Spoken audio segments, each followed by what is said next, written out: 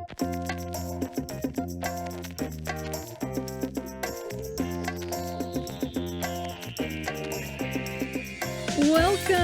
to the Glitter Boom Girls podcast. I'm Robbie-Ann McPherson over on the East Coast. And I'm Amy Asbury on the West Coast. We are so thrilled to have you here with us today.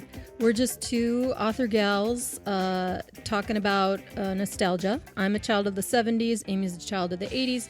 So, you know, we each have our areas of expertise. Today, we are dipping into 70s decor and all that implies.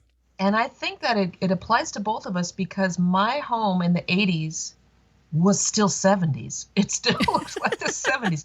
And I imagine many of us 80s kids have had not only the 70s decor in our homes, but also at our grandparents' houses that stayed kind of like a museum. Yes. From the last time they updated. Yes. In fact, I will be posting on our Instagram a picture of the wallpaper in my grandmother's entryway.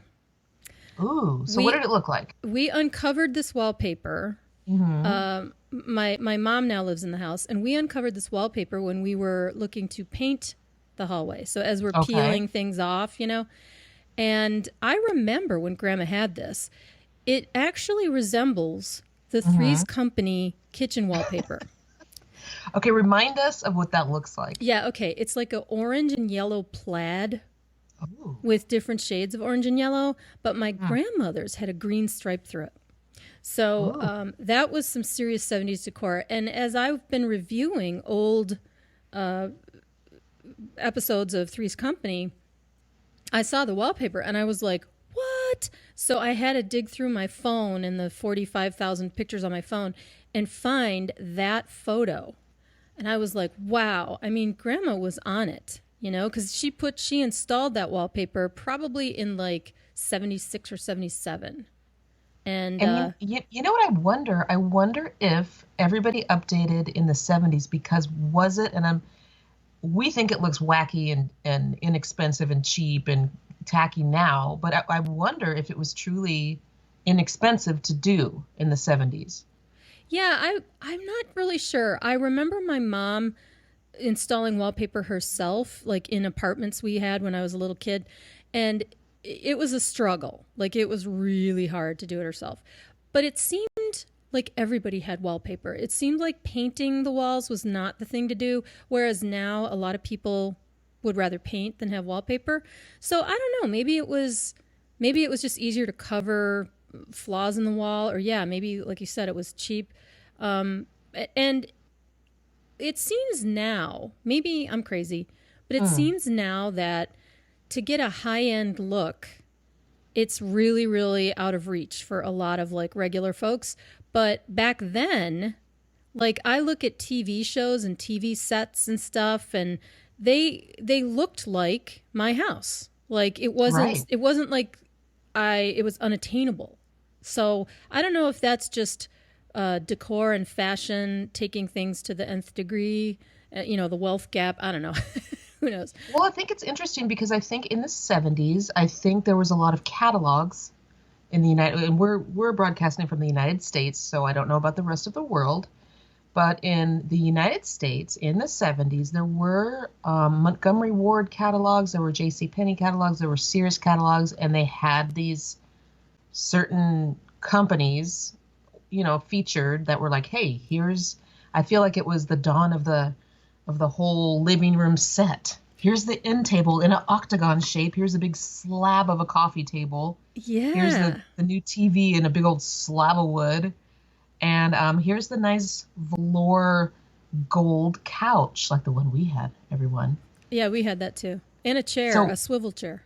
We all had this kind of the same look. I feel like everybody had that couch. And if you've seen the meme going around the internet right now, it says everybody's grandma had this couch. And I don't know if you all remember this, but it was kind of a patterned couch with a scene on it, like these big blobs of gold and brown and rust. Yeah, it was like a cream couch with the brown and rust pattern. Yeah. So it kind of went around the internet. It's like everyone's grandma had this couch, or you had it, and we all were like, "Yep, there's the couch. Yeah, you're exactly right. That was like a standard issue Gramma couch, and you had to have the multicolored mismatched Afghan thrown over the back of it. Oh, you did. And there was Oh yeah. also one that had the same kind of print on it, and I think it was some kind of a bird or a turkey in kind of a Thanksgiving-ish little scene in the background.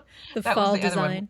one. One was a home, you know, in this fall leaves and trees, Yeah, a lot and of the other one was browns some and kind of a bird. oranges. Yeah, And it was like the fall colors were the brown and orange and the yellow, right? And well, then this, you have to understand that you never say yellow. You say harvest gold. First of all, it was harvest gold or mustard yellow. which went with the avocado Yes, green. it was like an olive or an avocado green. Yeah, but what was the brown then? I think What the did they call the brown, brown?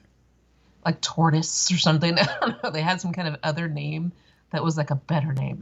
I think it was tortoise brown, or I just know it was burnt orange and harvest gold. Burnt orange, and then avocado was the green.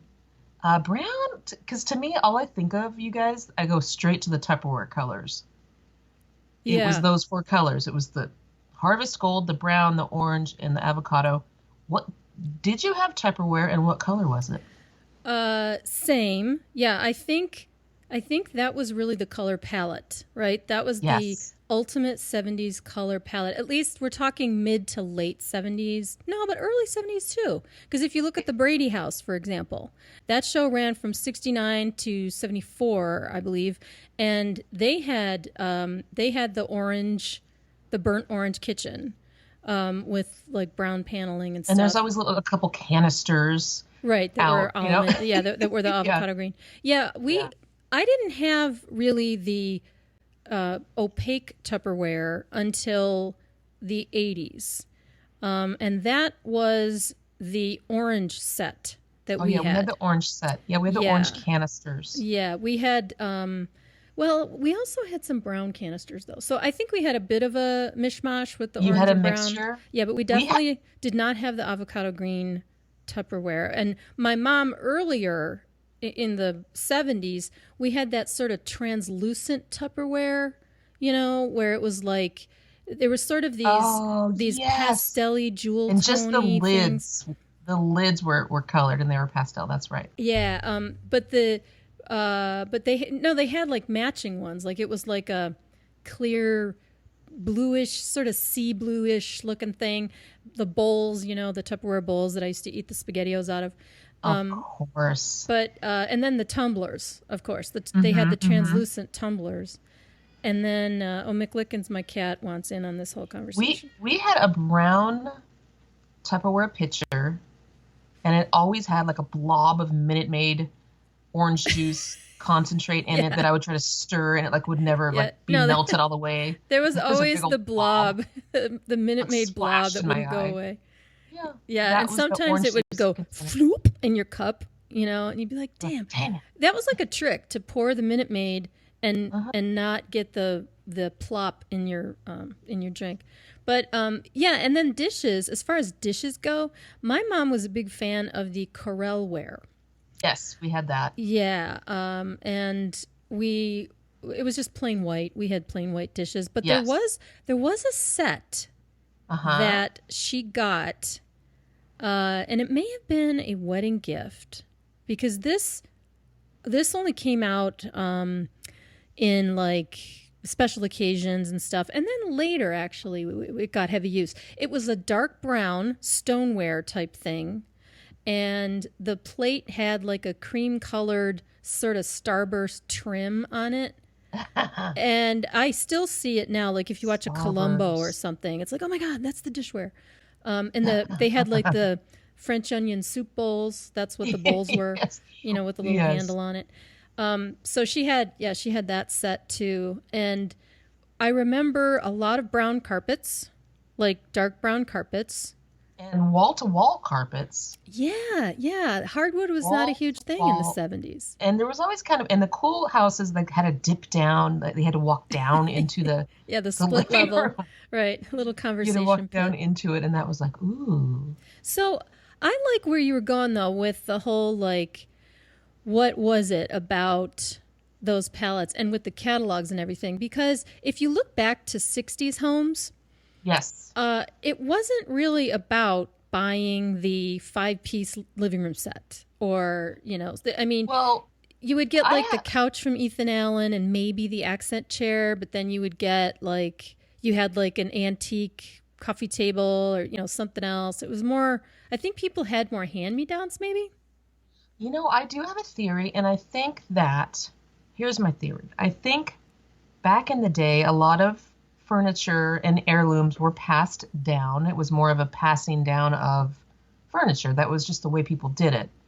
And I think there was such a difference in the new families of the 70s from the mid-century design of their parents. Yeah. And I think it was such a split as far as values and the way they wanted to live their life. They went completely away from the whole pastel kitchen and the pink princess phone and all of the turquoise. Actually, there was a little bit of turquoise in the 70s, but they kind of went away from the pastels and went to more of an earthy thing. And I feel like it was just so starkly different. I don't know if there's been another decade that's been so different than the one before. And it was less futuristic. I feel like in the mid-century, 50s, it was like the space program was big and everything was kind of rounded. Even the cars, the Cadillacs had the kind of the lights that looked like spaceships, and this was just a very different look. And young families starting out were like, you know what, that's my parents' house. Mm-hmm. I want something totally different. But it concerns me that their version of totally different had to have so many macrame plant holders with spider plants in them. That's the only thing. I'm like, why did they pick all of this? Macrame was huge. And rattan and wicker and bamboo. Yeah, like the natural fibers, which is interesting because the 70s was such an era of like plastic and it's so strange. Fake food and stuff. So people brought these rattan wicker, like it was like wicker furniture as living room furniture, like what putting the outside furniture inside.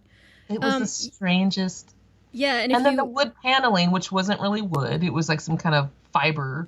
Yeah, like the veneer. So the paneling. Okay, now let's break down the paneling because Tell me about the. I don't understand. I don't get it. Okay, if you go back to the 50s, okay, it was definitely a look to have the pine paneling on the walls. Like the stained dark pine paneling with the knots. Like that whole knotty pine look, which is beautiful. Pine is just a gorgeous wood, right? So then you kind of you evolve a little bit into that horrible plasticky veneer like the Brady Bunch had in their den. And it was like hickory veneer or something. Like, was that supposed to be the fake version of the pine paneling? Or, I mean, what was the purpose of that? And the other thing I had a huge issue with was the faux brick wall, where you had the plastic, like, brick stuff, and you could literally see the staples, like stapling this faux brick. My grandma had in the same house with the orange and green plaid wallpaper, she had a faux brick splash guard thing. What do they call it? Backsplash on the over her kitchen sink. And this thing, I mean, it was like you'd walk into the kitchen and you just went woof because it was brutal. It was so horrible looking, like these fake bricks and fake mortar and stuff in between, and But she also had the yellow Harvest Gold countertops for Micah, which were stunning, and her kitchen was paneled with that bullshit. So if you look at it as as like a 70s, she had it going on, man. Definitely had it going on. She was modern. Did she have the really heavy drapery in the living room?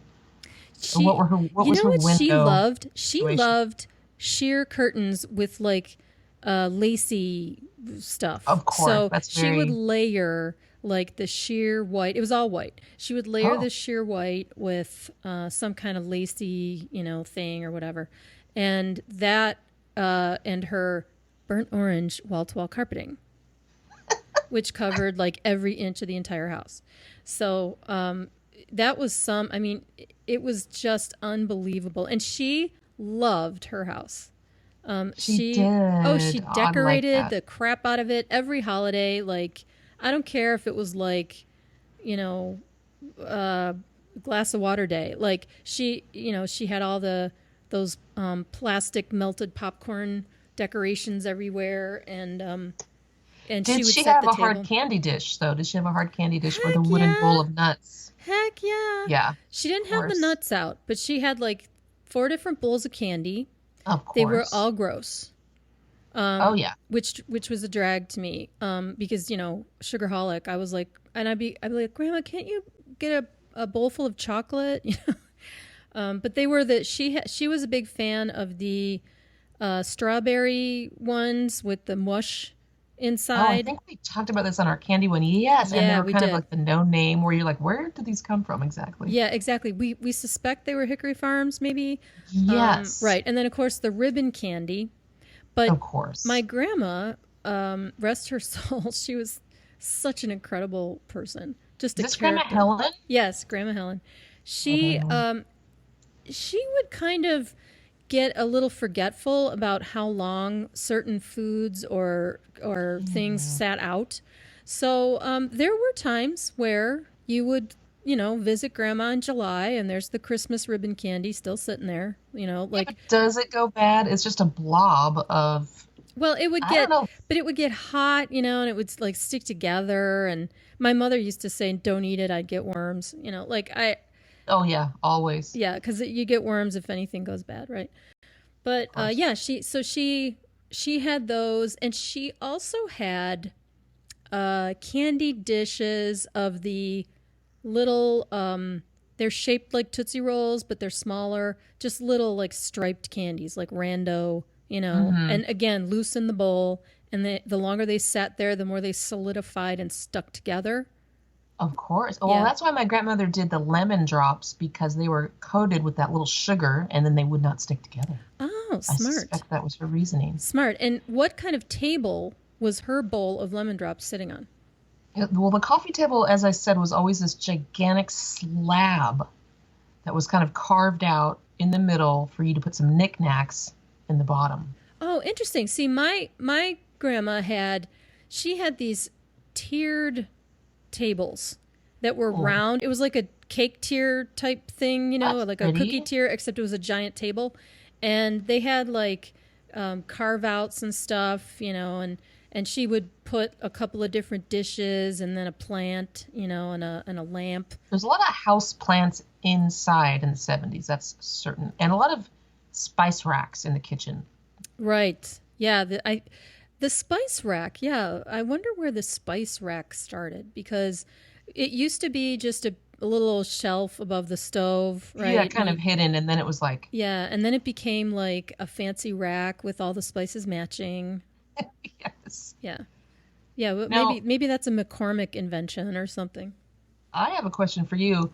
Thinking of television shows you watched in the 70s, which show, looking back, if you can think of one, had the most 70s of a set, an interior? Oh, I have to go with two, actually. I think two are tied. Okay, One is the Brady Bunch. I mean, that's a given. The interior set of that right. house was so 70s.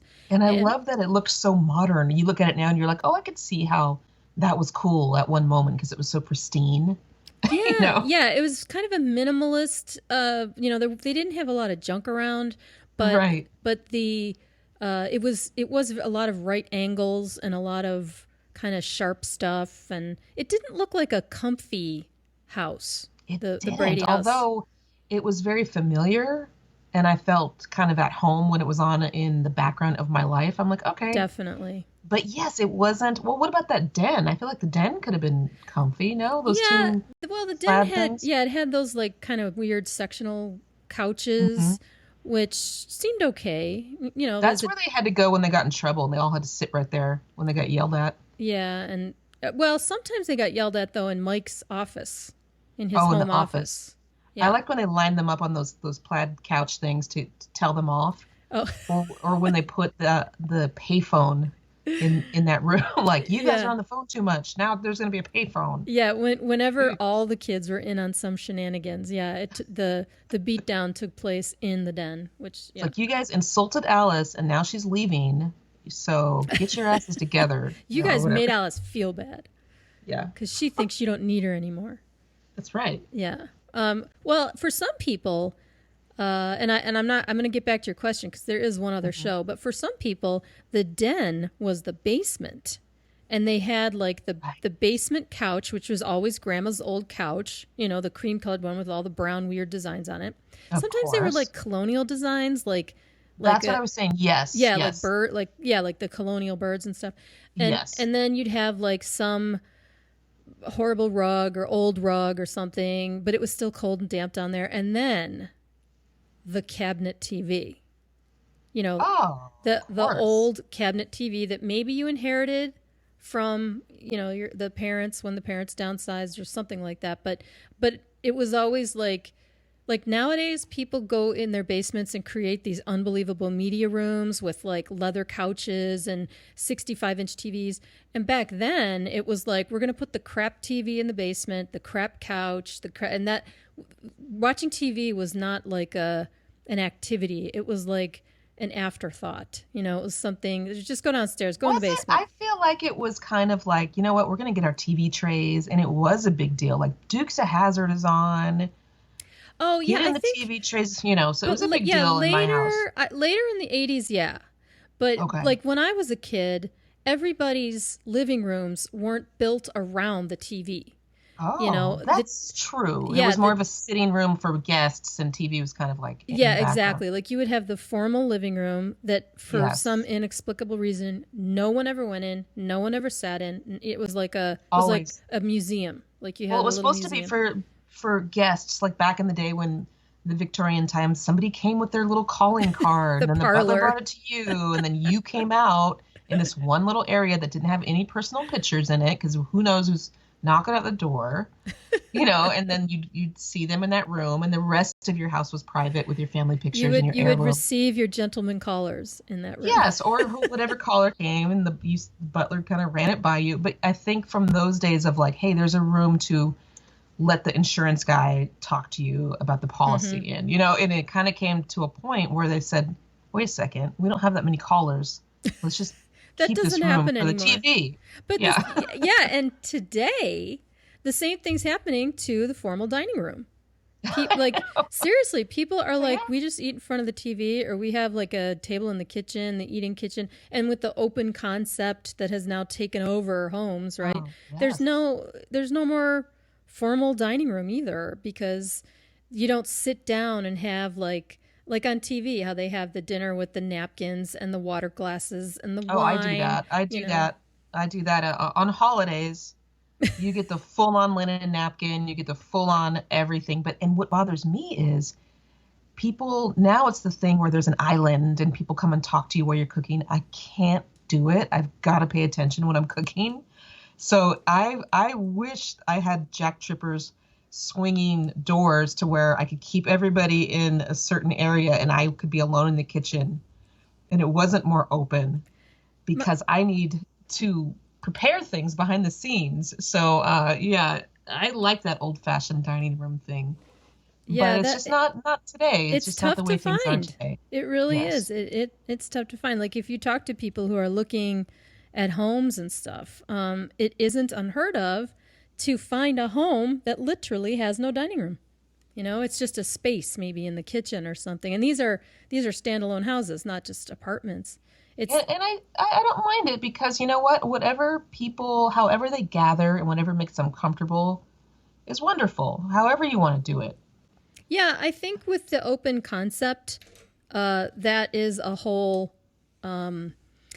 it's a whole result of that. And it's kind of cool because it's it's the idea that the whole family is going to spend time together, instead of like dad sitting in the den with his newspaper and then mom goes upstairs to read her magazines and Yes, that's the right. kids are Some sitting at the Woman's kitchen Day table and doing their homework. McCall's. Yeah. Right, that was my life. Like everybody was in a different room. Of course. But the other show has to be the Mary Tyler Moore Show. Oh, so Mary tell me about Tyler that. Moore, well, she lived in a third floor apartment in this big old like Victorian house in Minneapolis. And her apartment set, it had the little step down into, you know, the conversation pit. It was a studio apartment. Oh, so it was in a big Victorian house. They made it into apartment. Like, Exactly. Yeah, like they okay, chopped it okay. up. Rhoda lived in the apartment downstairs. And then the Okay. first season, Phyllis, who was their landlady, she lived on the first floor.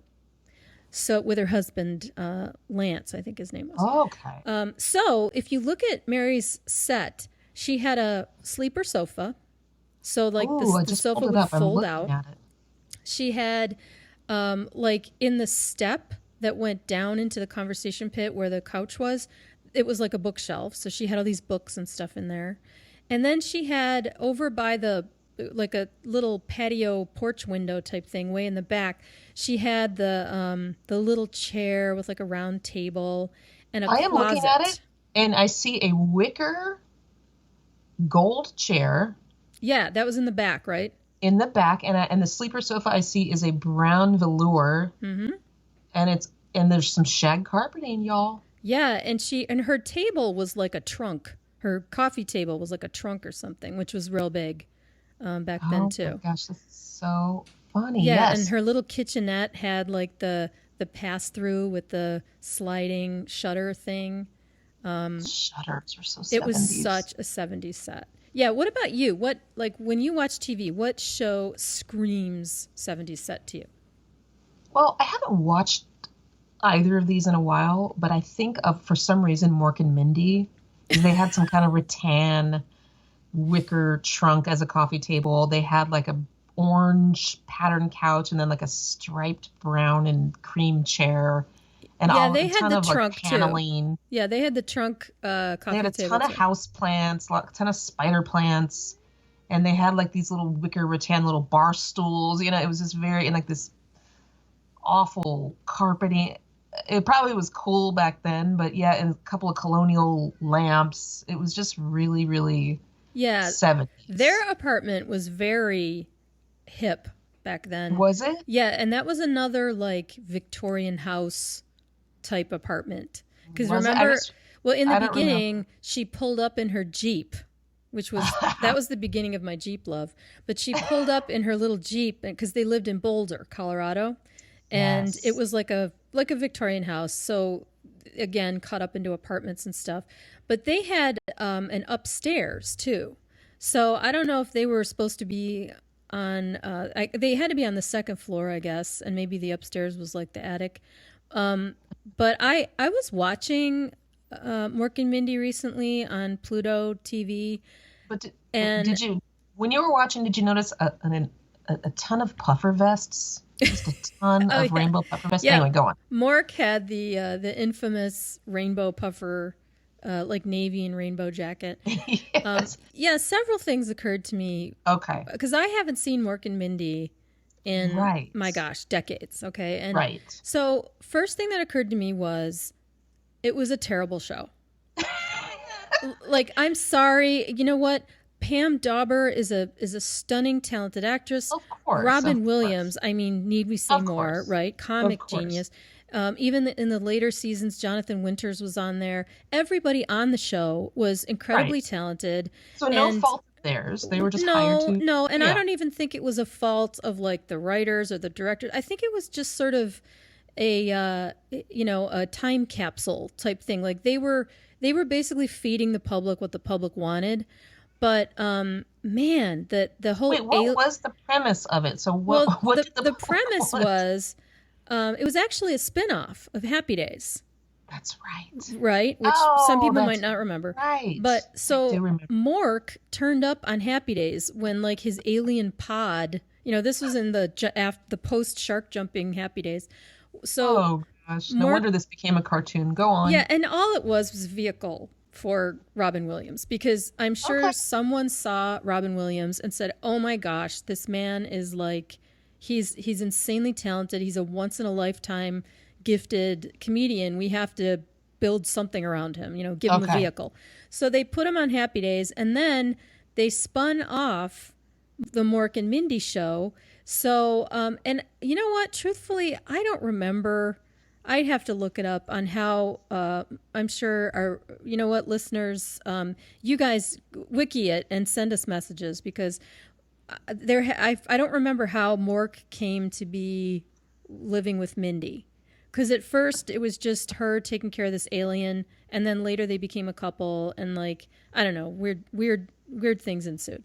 So, so the premise was always like he was Mork from Ork, and oh, look at this kooky alien, and they did things backwards. And 1978 it first aired. I thought it was way before that, but go on. Yeah, well, and that's another interesting thing is, as sitcoms go, it's really dated. Like when you watch it, the humor, the rhythm of the jokes, it's very, very dated. I'm seeing something that kind of ties in, because Happy Days was supposed to be in the late 50s. Mork explains to Richie that he's from the future, which is the 70s. Yeah, and he's in the egg-shaped spacecraft. Yeah, and then okay. At the end, now, does it say? Are you looking up there? Does Magic Wikipedia say how Mork came to Mindy's house?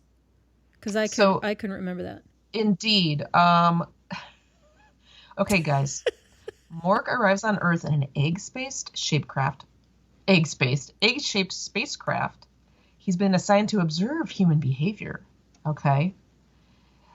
He was sent to get off Ork, where humor is not permitted. Okay. Apparently it wasn't permitted at the show either.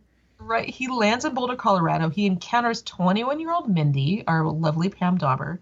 She's upset after an argument with her boyfriend. And then she's all upset. She sees him in his weird outfit, and she thinks he's a priest. And he's kind of listening to her, and she, he's really just observing her behavior. But she's like, oh, this guy's listening to me. Then she notices he's wearing this weird suit. And she's like, wait a second, who are you? And then he tells her.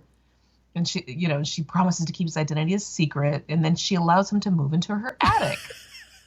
So, you know what? That's just so 70s. Okay, so that was the attic then, the upstairs. No. That's all I got to say about that. But... Yeah, and he, at the end of every episode, maybe this was my problem with the show, okay? Okay, tell me. And, yes. and I'd love to hear, like, DECOR. from you guys who love the show, like, please let us know what you loved about it. But I was never a huge fan of the finger-wagging sitcoms and the finger-wagging shows where somebody always ate crow and there was somebody had to learn a lesson. And that's like all the shows, no? Well, yeah, but some of them handled it better than others. And this show, it was very heavy-handed with its moral compass. And at the end of every episode, Mork they would have Robin Williams like in a whole black set, right? Like just him lit. And it was so like boxes covered with felt, like black velvet or something. But he'd be standing there and he would talk to Orson. He'd be like, Mork calling Orson, come in, Orson. And then this disembodied voice would be like, Mork, what have you learned from this experience?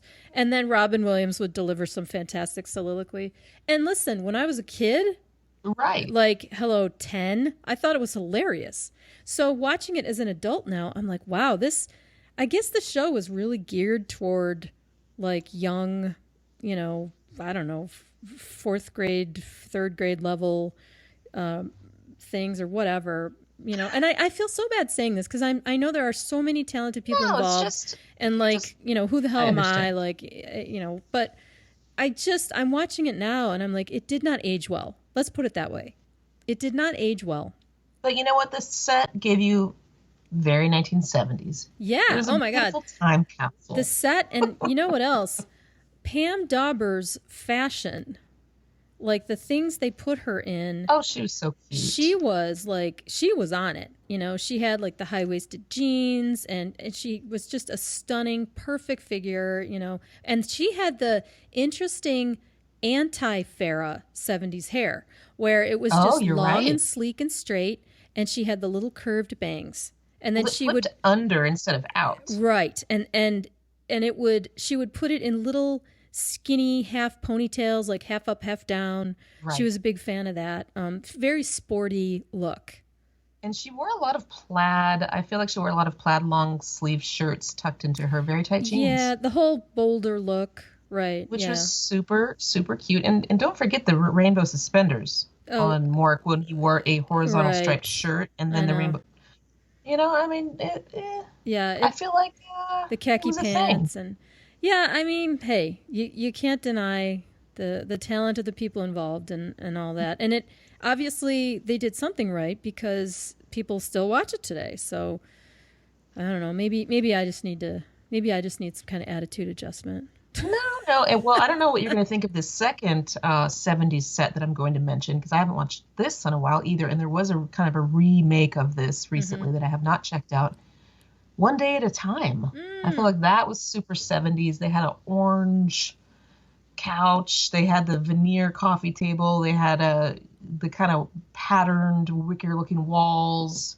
Yeah. House plants. You're right. That set, which was her apartment, right? Mm-hmm. Ms. Yes. Romano.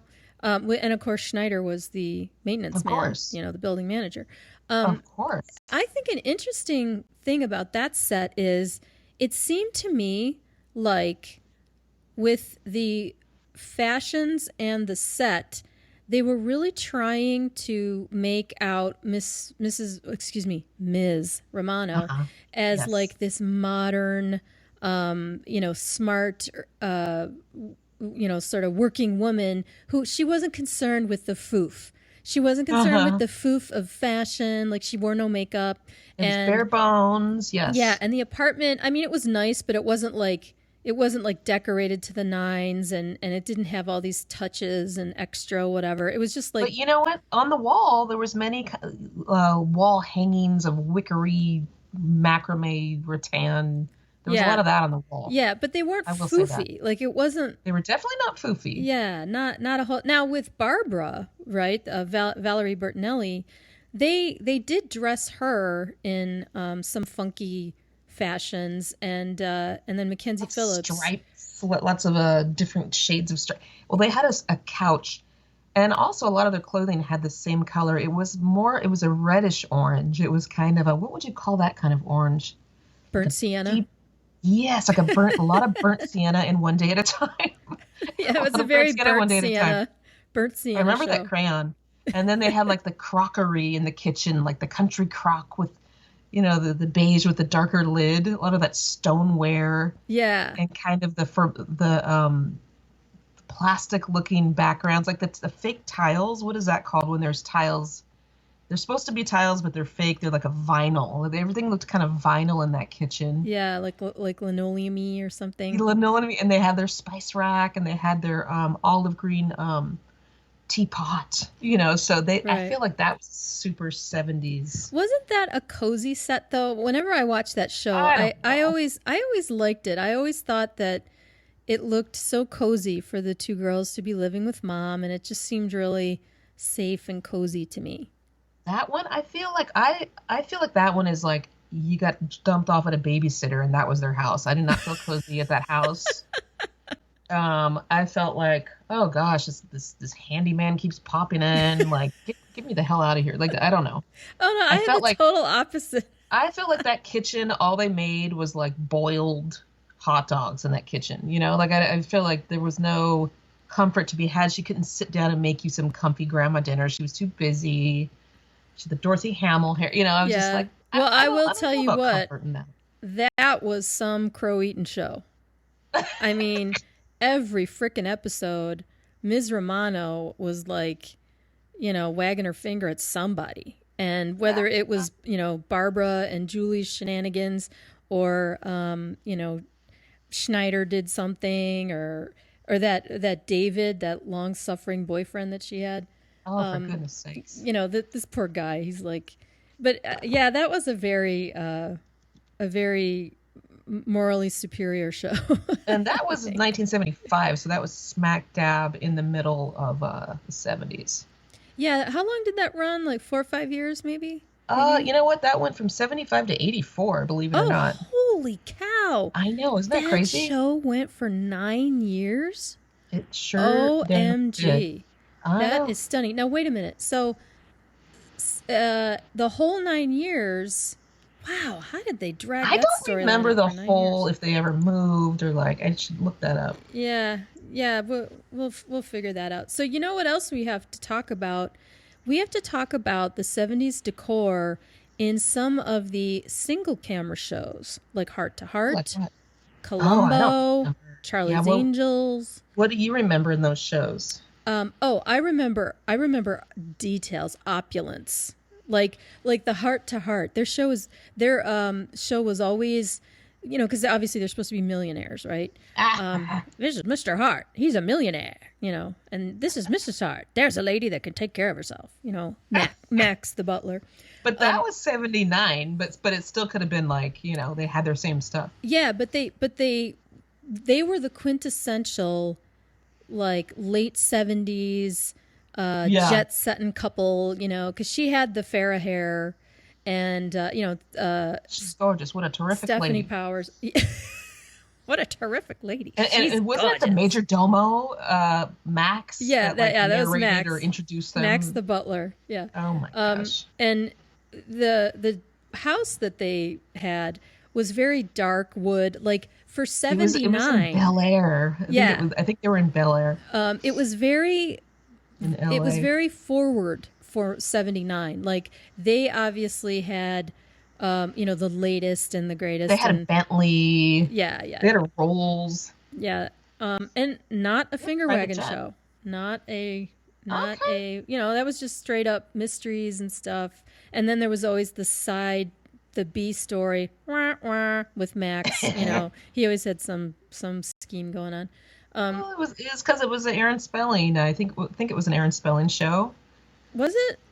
I think so. Weren't they all like every? Yeah, and he always had shows like that. Like he did a ton of really great, just opulent shows like that. Yeah. And then, well, in Columbo, which might be one of my favorite shows of all time, and those, of course, were movies of the week. Like, Columbo wasn't on every week. It was like a 2-hour movie, and they came out every few months or whatever. And all of the sets in Columbo, they were a mixture of the sound stages, and then they did a lot of location shoots all around Los Angeles. And then, I of love course, that. there were a couple where they went to London, or like he was on a ship one time.